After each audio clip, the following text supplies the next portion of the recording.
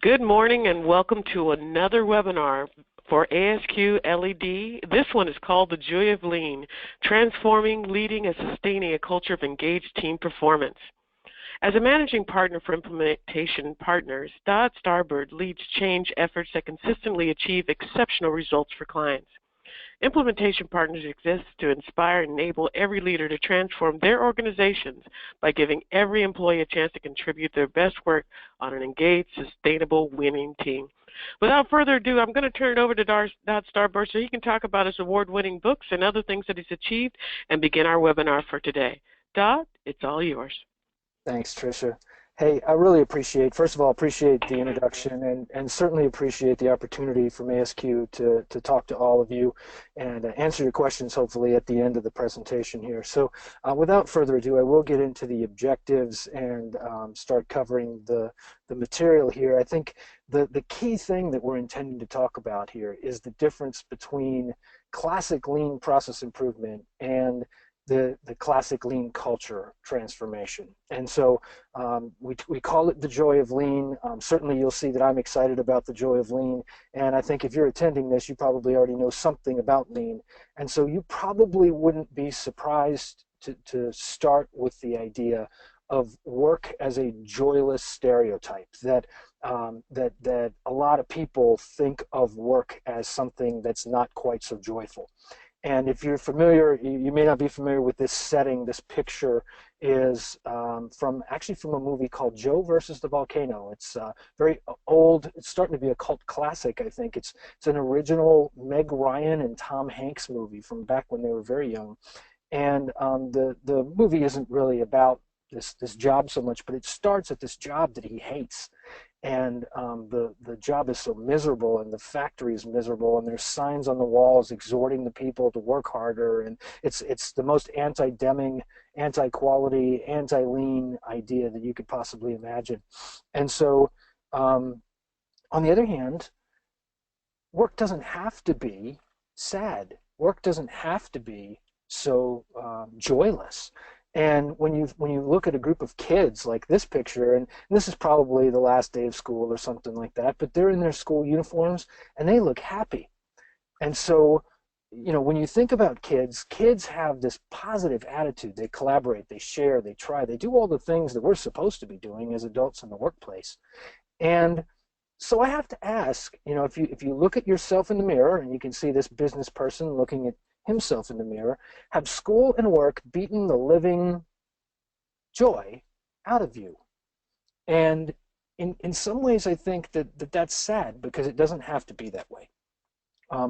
Another thing to think about there is that lean, when it's actually implemented as a culture and it achieves its intended benefits, kind of think about Toyota, or think about the history of lean that you've read about. When lean achieves its cultural benefits, it can be a really, really positive environment for people to work in. Sadly, though, how many companies that are doing lean have actually achieved their intended benefits? And the 2% number is pretty surprising, fairly shocking, but it came from a survey 10 years ago in an article in Industry Week, and you can see the article quoted there on the slide. But the idea of 2% of the companies say that lean is achieving their intended results means that 98% are suboptimizing. And I'm going to argue why that is for a second. I'm going to actually go to a source that I don't use as a reputable source for a reference, but Wikipedia is a great source for understanding what popular opinion is, or popular culture. And so if you go look at the Wikipedia page on lean manufacturing, you see why lean is perceived the way it is. And it goes back to the history that when the term lean was coined, or when the books were written back 20 years ago about lean, a lot of them were about waste reduction. And so people, for many, lean is a set of tools that assist in the identification and steady elimination of waste. That's exactly right. That's what it's supposed to be. Lean is about waste reduction. But it's also, if you spin it around, it's not necessarily just about the process of waste reduction. It's about a culture of waste reduction. If you go back and look at the Machine That Changed the World, or Lean Thinking from Womack and Jones, those books were not just talking about a process. they had process examples in them, but they were talking about Toyota's culture of perfection, their culture of waste reduction or waste elimination. And so for me, I think we have it backwards sometimes. I don't think lean is about making money or saving money. Lean is a way of taking a journey toward a culture of engaged team performance that pays for itself. So self-funding, it pays for itself, and actually that culture can pay great dividends. And so I have a story about that. My background, I've been doing consulting for about 15 years, but before that, I worked for Johnson & Johnson as a Lean Six Sigma black belt.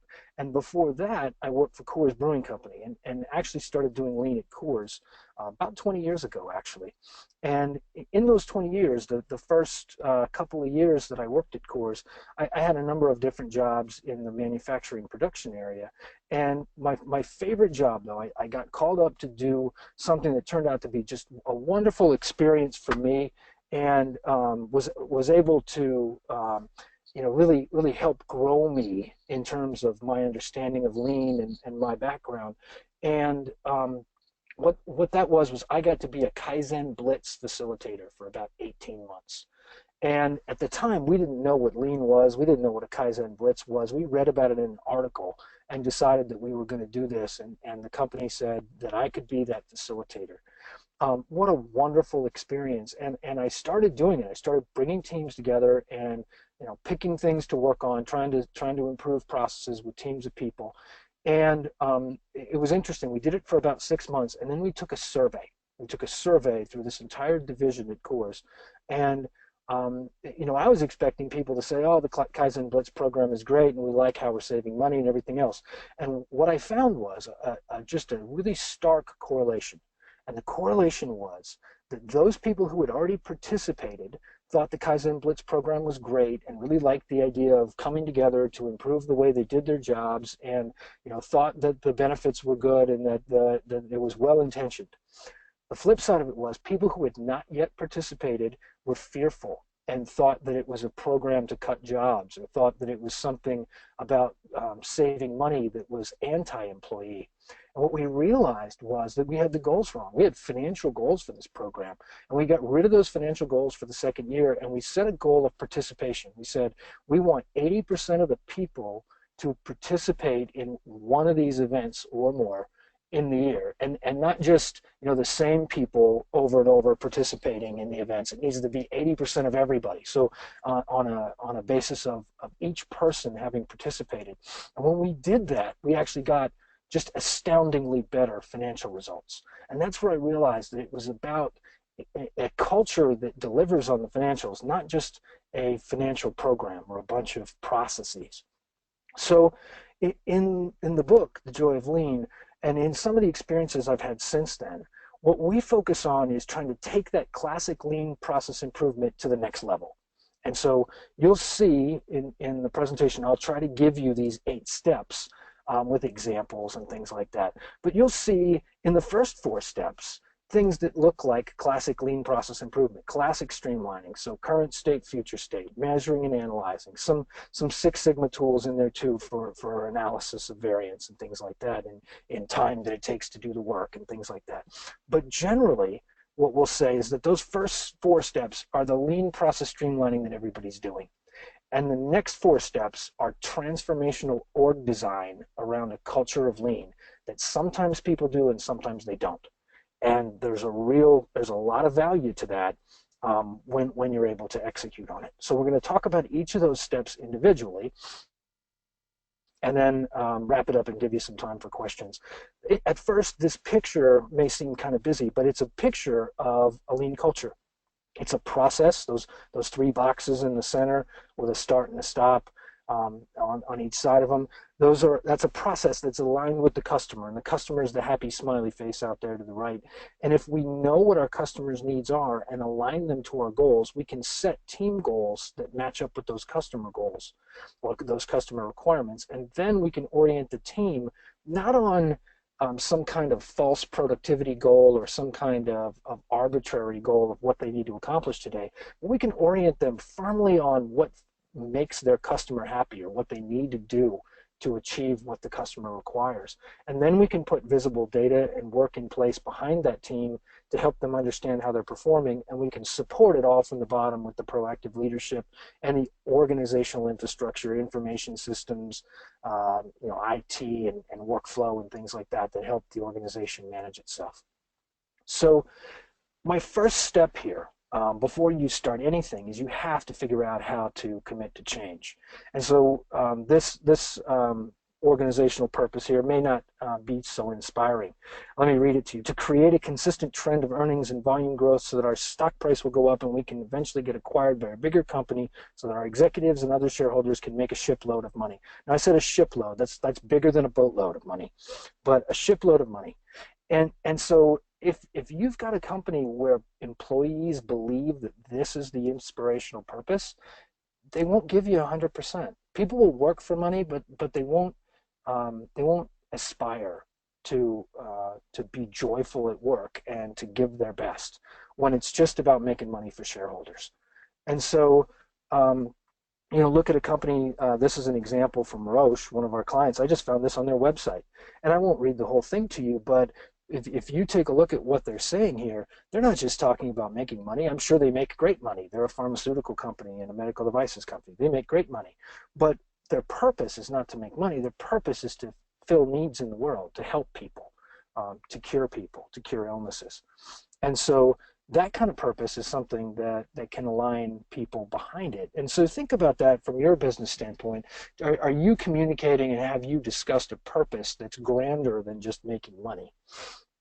Then from a standpoint of measuring and analyzing the process, this is classic lean process analysis, and I'm going to cover it quickly just to show you that it's here and emphasize a few things that I would say we do a little differently. But one of the things you'll see if you get a chance to pick up a copy of The Joy of Lean is a focus on transactional time studies. And so in manufacturing companies for hundreds of years probably, or more than 100 years, there have been lots of ways of using industrial engineering concepts to time the work. And the hard part for a transactional business is sometimes that work is not so visible. It's not easy to see the machine making the widgets. And in a transactional business, the people are the machine sometimes. And so one of the things we like to do is something called a self-reported time study, where we figure out what the standard work is first, we map the process, and then we have the people time themselves doing that work. And they time it down to the minute of start and stop time of everything they do for a number of days. And that helps us really understand how long it takes to do each step and what that work really is. And so this example here, you can see it's some kind of bank example of doing a final distribution of an account that was being closed. But they receive a distribution form, they prep it, they image it, then they do a customer identification process, and then they do a distribution. And what we found was classic lean, 5 minutes of work took 8 days to do because they were waiting 3 or 4 days in between some of the steps, and thinking that somehow was more efficient. And so when we go to a streamline the work concept, again, probably telling you things you already know. If you tuned into a lean webinar, you probably already know some things about streamlining the work. We went to a single piece flow kind of process. You get one, you pick it up, you do it completely, and then you put a cover sheet on it so it can be imaged. And what that did was it cut the work time, and it also dramatically sped up the turnaround time, and that turnaround time was contributing to some other bad things that were occurring: duplicates, duplicate requests for the same thing, calls to the call center to ask where it was, things like that. And so the only other thing that I'd advocate here and you probably already know this, is that by engaging the employees in the time study, you can also engage them in the fact that we're going to improve the work, and it helps them stay engaged along the way in the idea of streamlining the work for their own benefit, so that they can understand that we're doing this to try to get better results for the organization. We're going to talk later about how that makes their jobs more secure too, when we get to some slides that are about the same story later in the story. Finally, the other thing that I would say is really important, no matter what you're doing, no matter what kind of process it is some kind of visual control, some kind of, whether it's a whiteboard or some kind of measurement system that allows people to come together to have a discussion about how they're performing. And it's not so much about the numbers that are on the board, because I could put the numbers on the television screen and have them automatically update, but it's the act of standing around there and talking to each other for 5 minutes every day that engages the people in understanding how they're performing, and it actually turns it from being the manager's work to dole out and assign to people to being our work. So the team comes together around that whiteboard and talks about who's going to get what done today, and what do the customers need us to do. And again, it aligns the team's goals with the customer's goals, and instead of it being management telling us what to do and sort of an us against them thing, it's us trying to serve the customers. So these are fairly classic concepts of lean, and I didn't spend very long on them. There's a whole bunch more detail beneath that, of course. But I actually want to get to some of those stories that are different, that are expanding on the idea of org design and culture. And so this story actually comes from a company called Ecova, and this is a seating chart, actually. If you look at this picture, it's a seating chart in cubicles of these different roles. And so you got to imagine that an account specialist 2 does something a little different than an account specialist 1, and that person does something different than a client service representative and things like that. And this is called the new cubicle layout for the pilot of client-focused teams. In order, I need to take a step back though and explain what that is. So many of you may have this kind of business where a transactional company has gone into an assembly line. They've created functional roles, and functional roles are created for a lot of reasons. One is just to standardize work, to be able to train people and control the work output. We create these functional roles, and then we have computer workflow systems that are really good at moving work around to give people that work.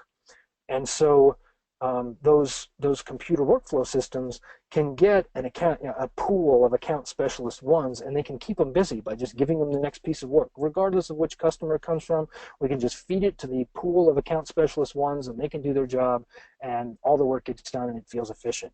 Well, what we've really created is a massive assembly line with a bunch of handoffs in it. And I'm going to talk a little bit about some of the problems with that as we proceed. But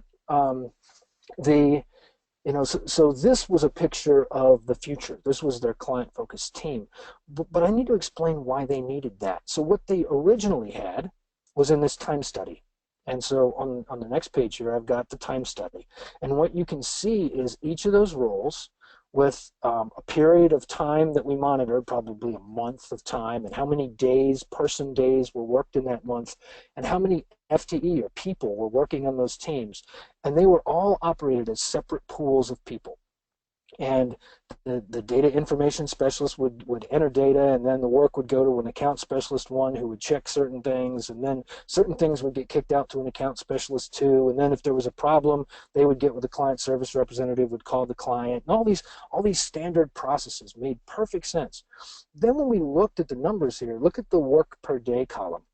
And what I would say is when you have a person here today working, you don't expect 8 hours of work in an 8-hour day. You've got to have some breaks and some lunch and things like that. And training and meetings and other stuff can come in there too. But what you'd hope to see if you add up the training and the meetings and all the production work that you got done is you would hope to see 6.5 to 7 hours worth of work getting done. And so we coded yellow the ones that were lower than 6.5 hours per person for those teams, and red the ones that were lower than 5.5 hours. And we have to be really, really careful with this, because people could use this the wrong way. They could use this against people, and that's not what this is for. But the idea is this isn't the people's fault. They weren't lazy people. When you have a whole role that's not getting as much work done as another role, that means there's not enough work to do. There's not enough work for that team member to do to stay busy. And so it's not the people's fault. It's a role design or a job design problem. And then you may have some roles where you have 7 hours and 18 minutes for a mailroom specialist. You may have some roles where there's too much work to do, and that role is overworked.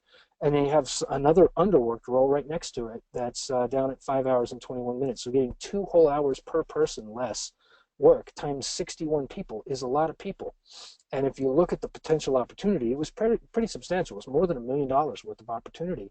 Just if we could Streamline the Work. So this is how it started. We were, and I'll go back a slide. We were looking at that those roles, and we said, oh, maybe it would be more efficient if we could pilot it by putting a group together that all served one pool of clients instead of having everybody serve every client. Because in this picture of the functional world, any billing support person could be given a task to support any client. And what ended up happening from a process standpoint was that we put up a whiteboard, we put that team together, and we started just setting them toward the work. We showed them how much work there was to do. We told them that it didn't matter who got the work done, but it all had to get done. And we told them that they had to cover each other's PTO or personal time off. They had to cover ebbs and flows in the workflow. They had to learn how to do some of the other tasks that other people used to do.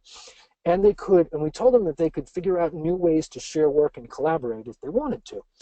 And down in the left corner of this whiteboard, so this whiteboard's pretty cool. It's got the available work and the completed in the last 24 hours down the left side, and it has different kinds of work across the top, which I won't explain because they're all different kinds of things those folks did.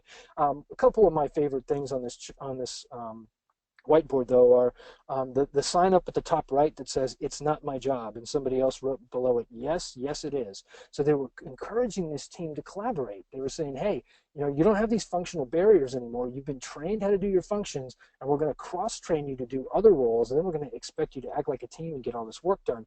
And the other cool thing is the chart on the bottom left corner that has a blue squiggly line and a red squiggly line. And I'm going to blow that chart up for you here so that you can see what they did.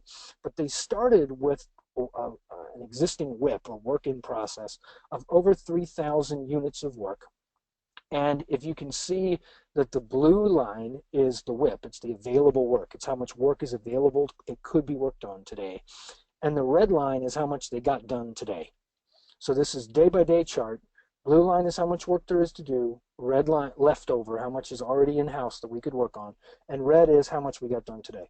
And what you see is that they quickly reduced from a volume of about 3,000 units of work in-house to about 1,000 units of work in-house. And so we went from maybe 4 or 5 day wait before somebody touched something to less than a 2 day wait before somebody touched something. And that makes a big deal, again, in reducing those extra duplicates, those extra questions that a client may have about us not getting their work done quickly enough.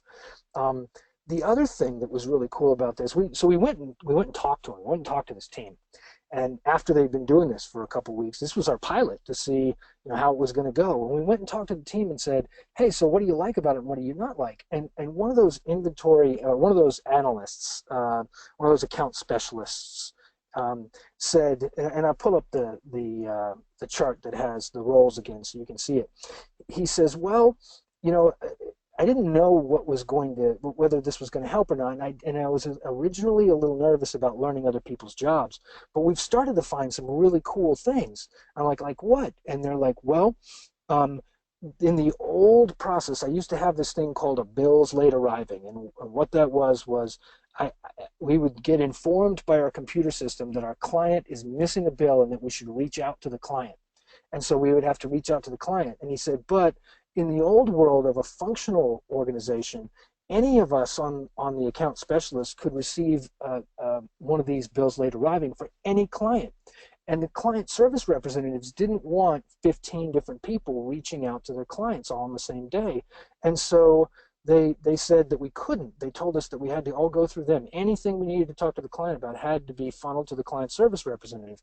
But then if the client service representative wasn't there that day or something went wrong, then we'd have to wait, and then we'd be waiting and waiting and waiting. And the whole idea of the bills late arriving is to quickly get with the client and find out where this missing bill is.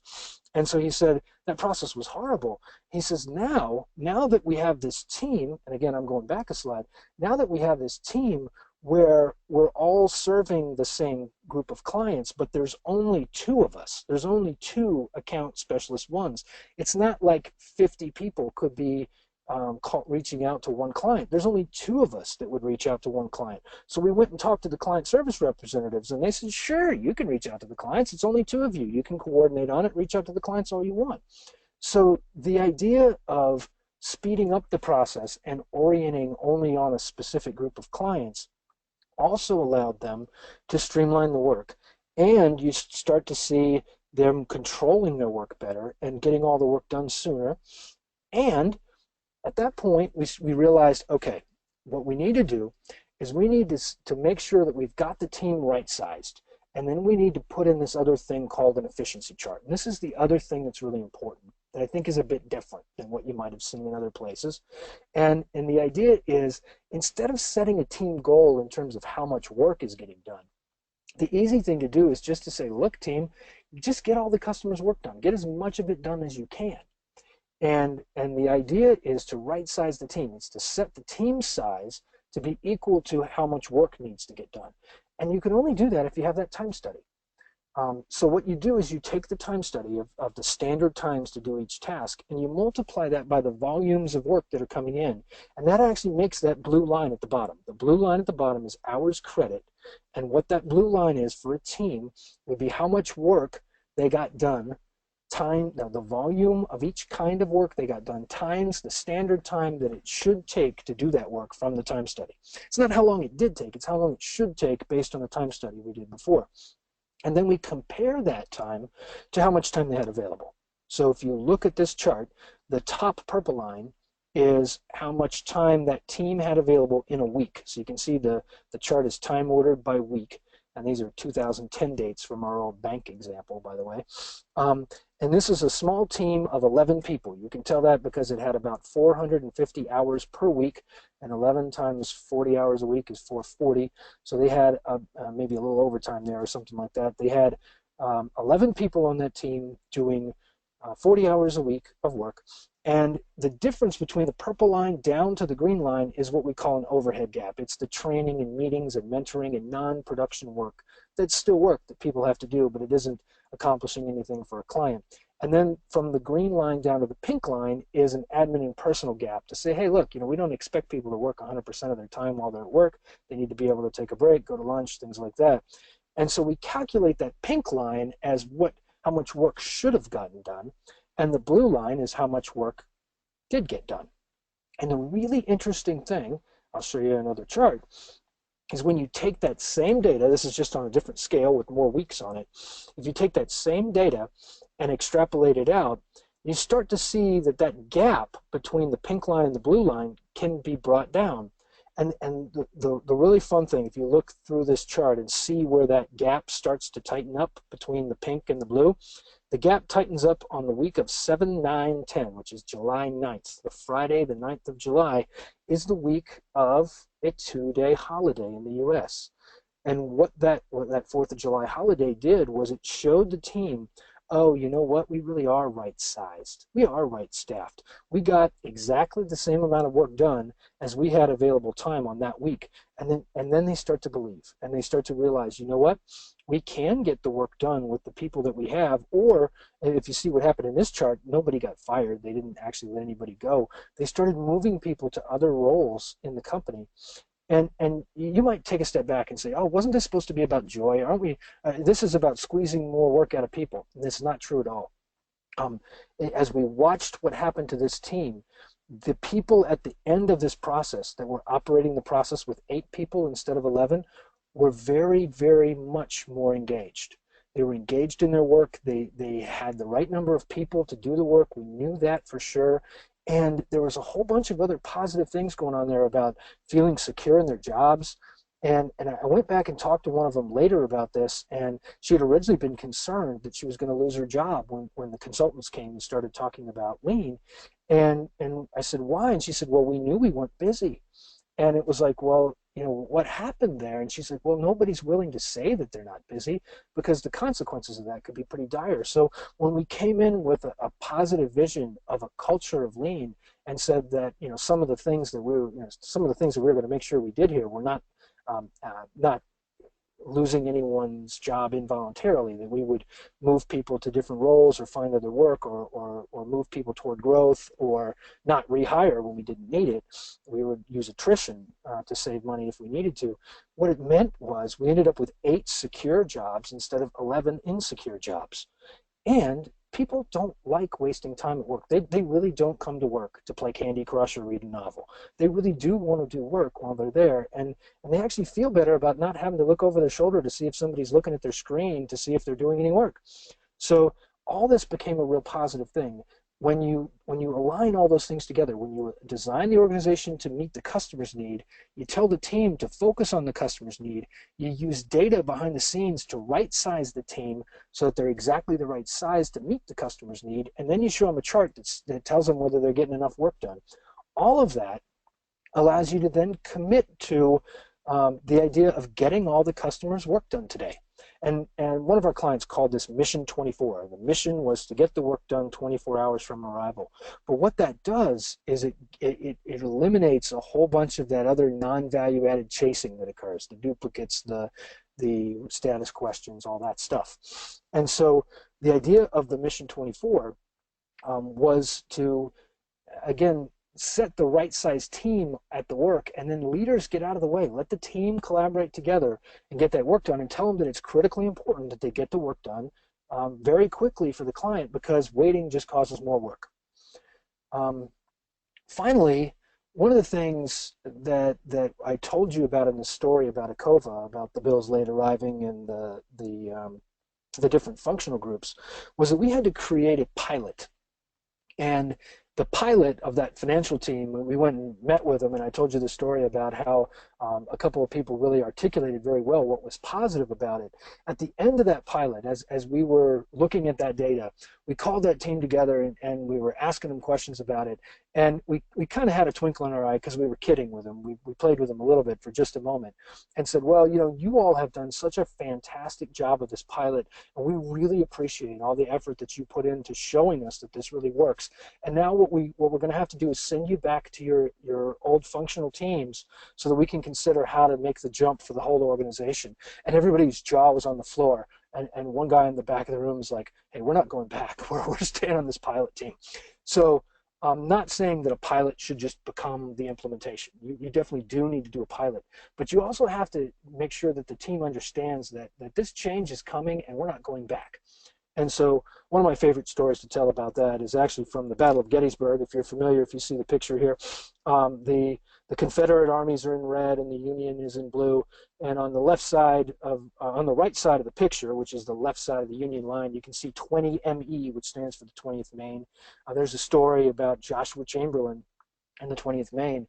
And to make the long story short, what was happening was they were holding down the left side of the Union line. And if they'd lost that position on Little Round Top, the war could have turned out differently. The battle could have turned out differently. The Battle of Gettysburg is the high point of the South. They were actually, Gettysburg is in Pennsylvania, so the Southern Army was in Pennsylvania, which is pretty far north of Washington, D.C. So you can imagine what a risky time that was for the young nation.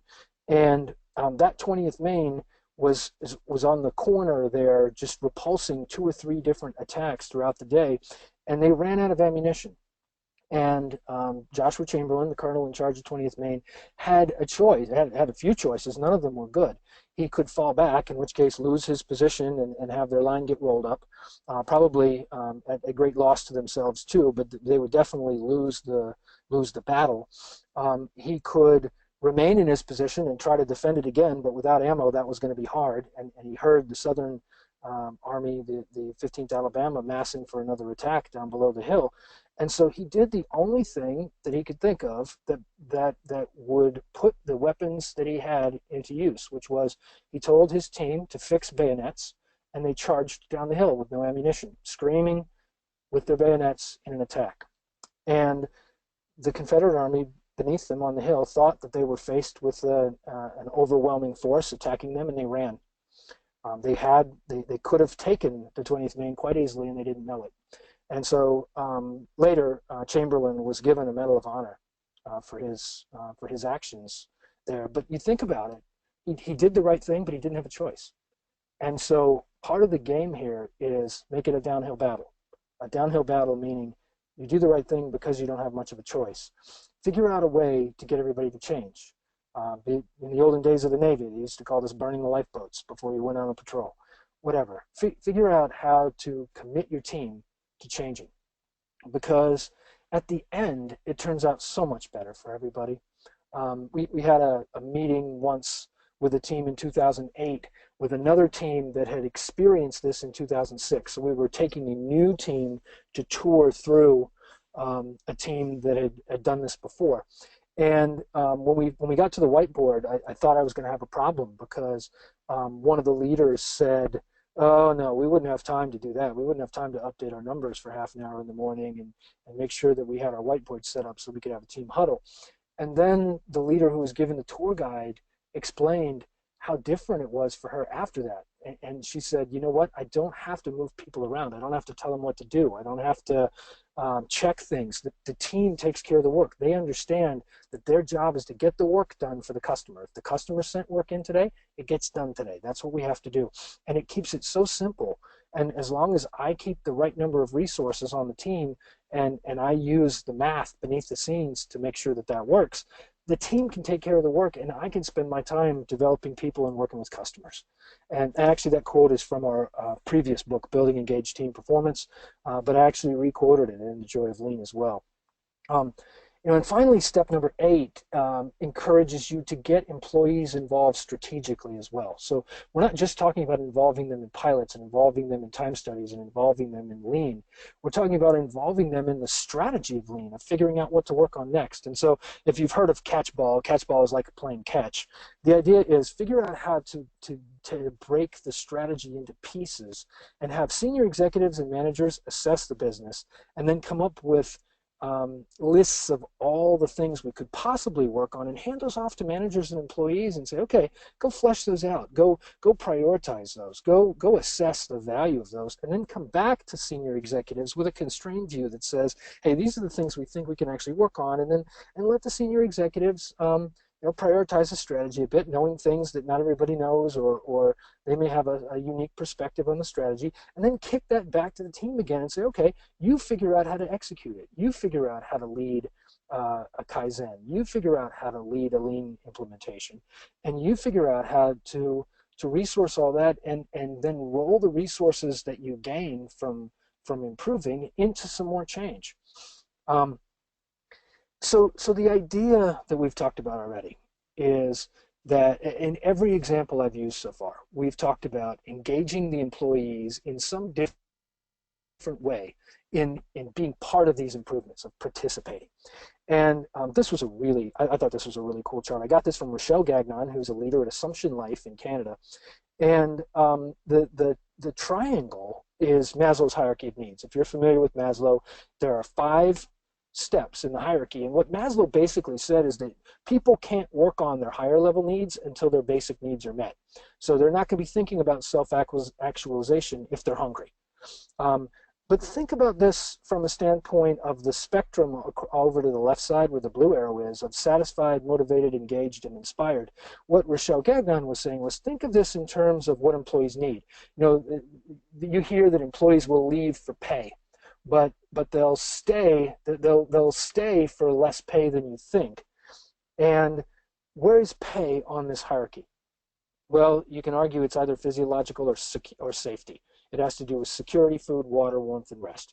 So it's a basic need. Pay is a basic need. It's table stakes. You have to pay people in order to get them to show up to work, but it's not what engages them. It's not what makes them come in and try hard. Okay, so the next thing on the list is often recognition. And recognition has been, in the last 10 or 15 years, the holy grail of improving employee engagement. We just need to recognize everybody. Well, if you've been part of that, sometimes individual recognition backfires because it creates individual goals that create bizarre behaviors that go against the team goals. So that backfires. And on the other hand, sometimes recognition is only recognizing the people who are doing good things, because some people are doing great things and other ones aren't. And so what you end up with recognition, where does this fit? Well, recognition fits under esteem needs, prestige, and feeling of accomplishment. So if your basic needs are met, recognition works to get you to level 4, but it doesn't get you to level 5. And so what Rochelle Gagnon was saying was, we don't just want engaged employees. We don't just want to recognize employees. We want inspired employees who are self-actualized. who are achieving their full potential, who are learning new skills as part of a cross-functional team so that they can aspire to do something different, so they can move to another area of the business, so they can grow. And all the things that we've talked about customer-focused teams and cross-functional organizations, support people development. They support self-actualization. And then the people, the last thing you have to do to support self-actualization is to actually let the people manage their own day-to-day work, so that they can feel like they're controlling their destiny and that they're responsible and they own the outcome of meeting that client's needs. So this chart gets us to the idea of, we don't just need recognition or engagement, we need inspiration and what I'll call joy. So the linkage to joy actually comes from a guy named Rich Sheridan. I've actually co-presented with him a couple times. You may have read his book, Joy Inc. If you are looking for a book to read, and I would certainly wish that you pick up The Joy of Lean. But Joy Inc. is a great book. It's got a lot of agile in it, and it doesn't even have the word agile in it, but it's a software company called Menlo Innovations, and they have the ultimate agile company. And they have all this cool stuff. They bring their dogs to work. They have babies at work. They have one big work floor where they all work together. There's no cubicles, and all kinds of interesting stuff if you ever get the chance to read it. But this quote is about joy, and what he's saying is back to the same thing that we learned at course, which was, if you set up your culture of lean, then you get the financial results. If you go for the financial results, you don't get the culture. So what he's created is a company that's all about the culture of the work and not at all about the financial results, and in so doing, he gets the financial results too. And that's what he's saying. So to recap, and we're going to go to questions in a few minutes, and I'll ask Tricia to help me with that. But to recap, these were the 8 steps that we talked about, and you can see those 4 steps at the beginning are kind of classic lean process, but we've spent most of the time talking about culture, about how to take that classic lean process and make it more transformational and to orient it on a culture of performance. And to recap, we described how that culture of performance lines up the process with the customer and then puts the right size team with the right collaborative norms and the right data and the right team goals lined up against those customer goals and sets them free to be able to figure out how to meet those customer needs, and then supports them with leadership and infrastructure, not as a driving force behind them or micromanagement, but as an enabler. So those were the learning objectives, the difference between lean process and lean culture, and a set of steps to lead lean transformation on your own team, those 8 steps, and linking the concepts of lean, engaged team performance, and business transformation. So I'll go to this end slide here that has my contact information on it. It's got a picture of those 2 books. The Joy of Lean is currently available for ASQ members. It's available on the ASQ website at a discount. So you can actually get I think it's a 40% discount. It's pretty substantial if you buy it on the ASQ website. And you can just search for The Joy of Lean there, or sometimes there's actually a link from the books page because it's still a featured book. And then there's other information, other ways to contact me, and I'll certainly honor for this webinar my limited lifetime warranty, in that I have a limited lifetime, but if you reach out to me, I will try to help you. So if you can, any questions that anyone has, I'd be pleased to answer. Okay, awesome. That was a great presentation, Dodd. We really do appreciate it here at ASQ, and so do the webinar participants. One of the questions that came up is what do you recommend for recognition? Do you have any recommendations that you've seen work well? Yeah, so this may or may not surprise you given what we just talked about, but my first recommendation for recognition is team recognition is more valuable than individual recognition. It doesn't mean you shouldn't do any individual recognition, but if you look at the balance of it, make sure you're balanced properly and that you're recognizing teams for a team accomplishment of meeting a customer's need, or for a customer retaining, or for a customer sending a note to say they're happy. And even if a person was very involved in it, you can recognize the person, but also recognize the whole team, because that gives you a chance to reinforce that whole idea of it's our customer, it's our team, we're all one big happy team. And an example of this, for those of you who are familiar with the sports analogies, I know we just had the Super Bowl. They pull up Tom Brady and interview Tom Brady about his Super Bowl MVP, and what's the first thing he says? He doesn't come out and say, "Yeah, I'm the best MVP ever. I've won it 5 times," or what, 3 times, whatever, however many times he's won it. He doesn't say that. He says, I got a great offensive line. My defense played great. We had wonderful coaching. He said, and whether or not you like Tom Brady, it's not just him. All the sports people are now taught to do that. The ones that are really successful are the ones that start by thanking their team. That is awesome. They also call that team the team that everybody loves to hate. The other thing is when you're working with when you're working with a green leadership team who it's very difficult for them to hear a brand new language. Obviously, change is very difficult for them. What do you think is the opening statements that can be provided to these people to give them some sense of comfort? You go back to the lady that said, oh, I thought I was going to lose all my job through all this. What do you open with to give them a sense of nothing's going to change so much that it'll end your employment?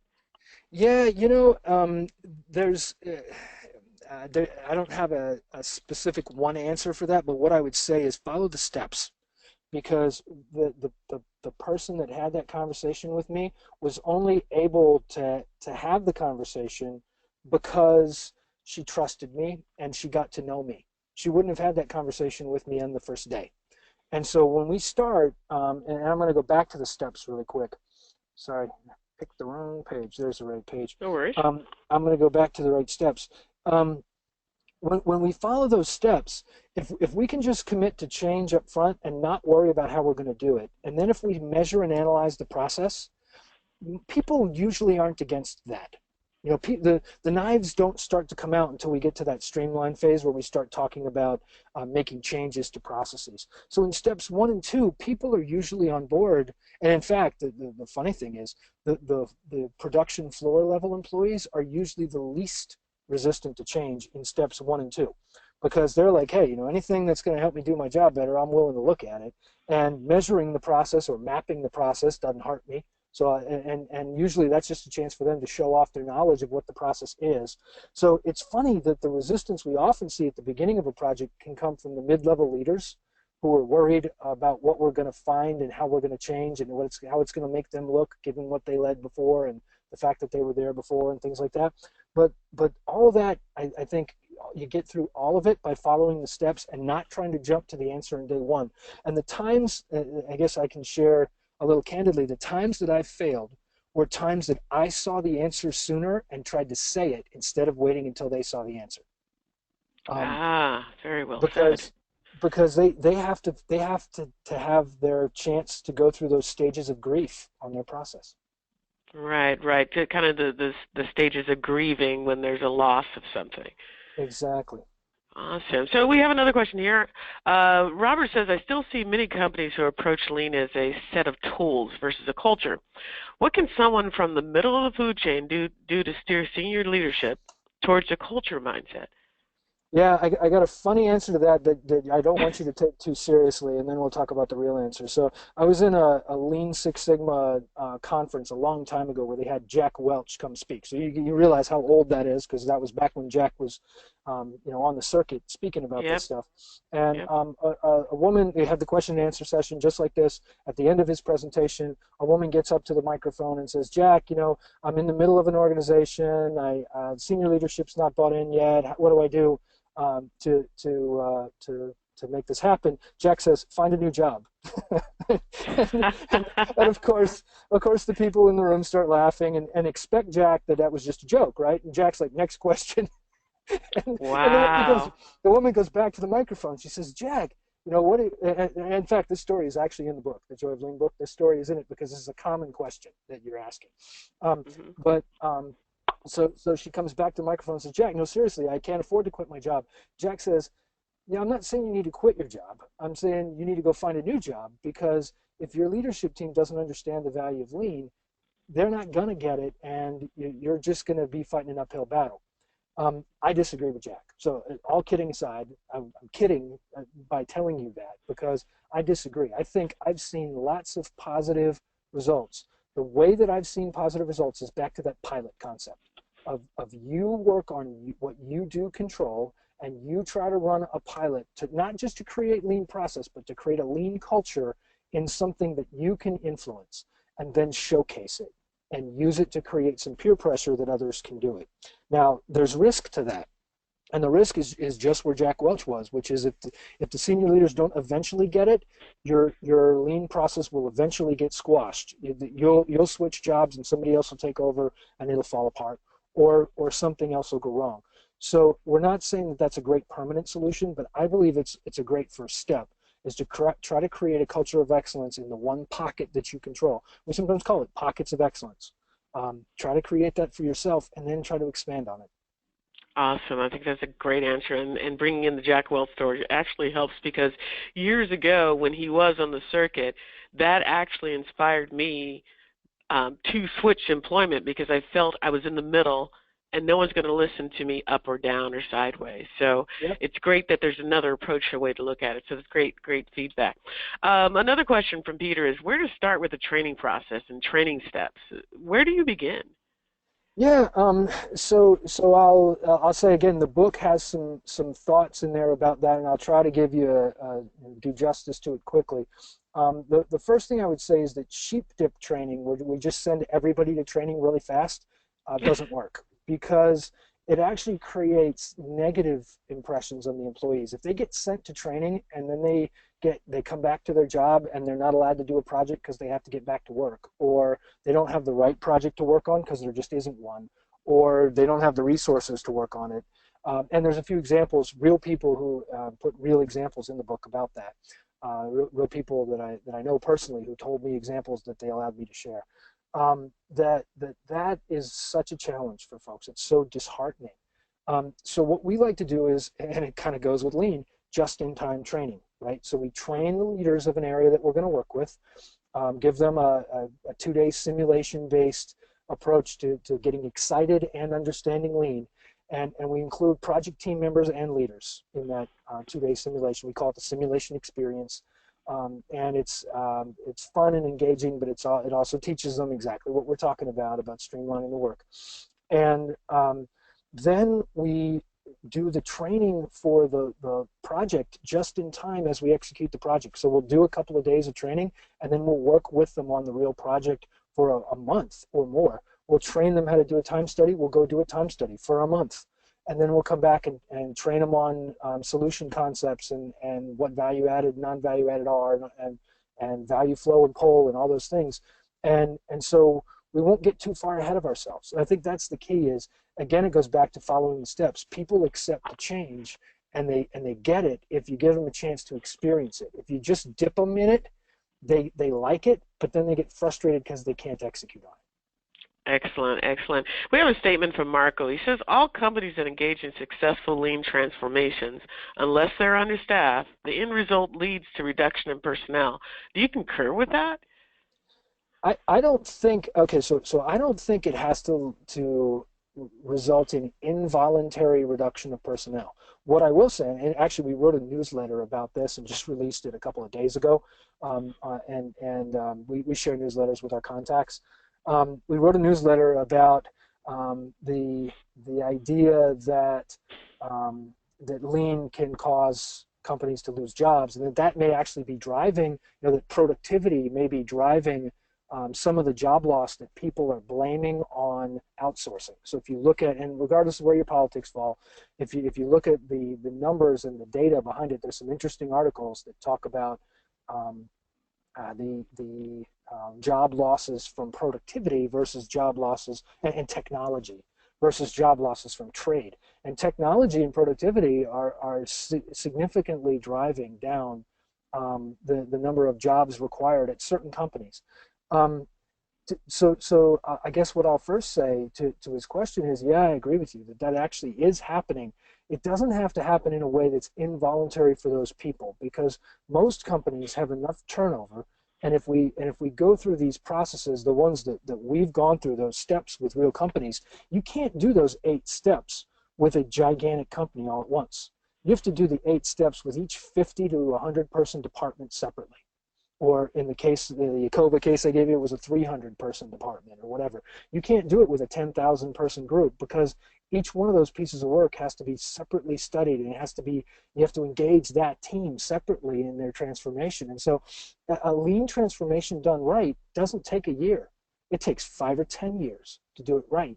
And in those 5 or 10 years, you may reduce the number of people that you need to do the work, but you'll also at the same time be not having to hire people as fast, or not having to train them as fast, or being able to use people in one area of the business as you need fewer jobs in another area of the business. And so all of this can be accomplished very humanely. And I guess the other thing I would tell you about this is the first time that lean is used to actually cut people's jobs is the last time people will participate in it.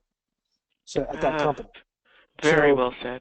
So yeah, so there's a way to do this positively. That doesn't mean that in the aggregate there's not a challenge here. And the challenge was in that newsletter article that I was talking about. The challenge is that if we do our jobs right, 100 years from now, there may not be as many jobs needed as there were today.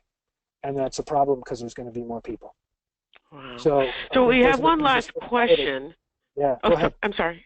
So one last question is, when you're dealing with a team and say 98% of the team is on board, and you have one person who isn't, and that one person is more or less a general in the group leading the others, how do you handle the team and help them understand the transformation, and how do you help that one person that is holding back from the change see the vision? Yeah, again, I'll tell a joke, which is not where I'm going, folks, but if you ever saw the Scooby-Doo movie, they say, Scooby, you get to be a sacrifice, and Scooby says, sacrifice? And then, yeah, Scooby, you're the sacrifice. No, you will not do a human sacrifice of that person. What I would suggest, actually, is that it's if you wait until you're in the solution mode and that person is resisting you, it's harder. If you do a good job of stakeholder analysis right at the beginning of the project, what you will do is you'll identify that person as a potential naysayer and a floor leader, and then you have to put them on your team. You have to put that person on the team, because a good proportion of the time, the reason that person is resisting is because they want to be perceived as the leader. They're an alpha personality, and they want to be perceived as having an impact. And so if you put them on the team, they can sometimes go from being the biggest naysayer to being the biggest cheerleader, because they can realize where we're heading, and they realize that in order to be on board, or in order to be seen as the leader, that they have to be pushing it instead of resisting it. And so I'm not going to say that always works, but I will say most of the time, if we do that right in the beginning, we can eliminate the challenges from naysayers by engaging them better up front. Excellent. You mentioned a couple of times about your newsletter. How does one go about getting on your mailing list to get that newsletter? You can just email me directly and or contact me from our website. There's a contact form, and either one of those ways you can get added to the newsletter list, and we'll push you a copy of it. And there's actually a blog that has all the past ones on there, so you can read 42 previous newsletters if you got really bored and wanted to catch up. That's excellent. Dodd, Starbird, we at ASQ LED Division really do thank you for presenting this webinar today. My name is Tricia Zulik. I appreciate you and the participants of today's webinar. As usual, this webinar will be up on YouTube within 7 to 10 days, and your certificates will come to you automatically. Here's looking forward to our next successful webinar, which will be in the month of March. Good day. Thanks, Tricia. You're welcome.